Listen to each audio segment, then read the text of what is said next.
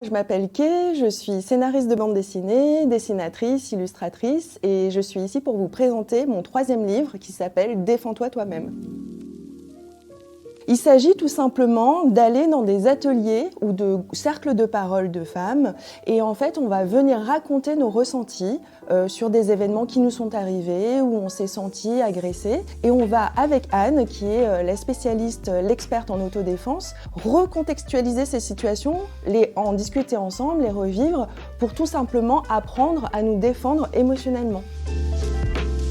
Quand je pense à violence ou agression, je vais tout de suite penser à des choses extrêmement graves, avec du sang, des bombes, des attentats, alors qu'en fait, on peut aussi se dire que les agressions, ça peut être au quotidien, répétitif, et c'est pour ça que j'ai trouvé intéressant d'utiliser un personnage de moustique qui arrive et qui vient tout le temps nous piquer, et on sait que quand on est un homme blanc en bonne santé, on est moins piqué qu'une femme par exemple racisée, qui a un handicap, parce qu'en fait, il se trouve qu'on va de plus en plus être marginalisé et du coup, comme un moustique, on va avoir des piqûres de plus en plus.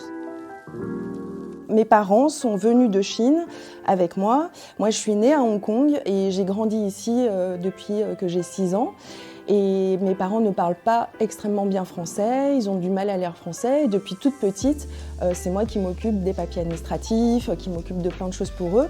Et c'est pour ça que c'est important aussi de se dire que nos parents, ils sont venus dans un contexte où il fallait absolument s'intégrer, il fallait bien faire. Et nous, les enfants, on a aussi eu cette éducation-là de apprendre à se taire, apprendre à obéir. Et moi, là, je suis en train d'essayer de casser tout ça en disant bah ouais, mais en fait, on est aussi français, on est là, on a cette culture-là, on a notre place à prendre.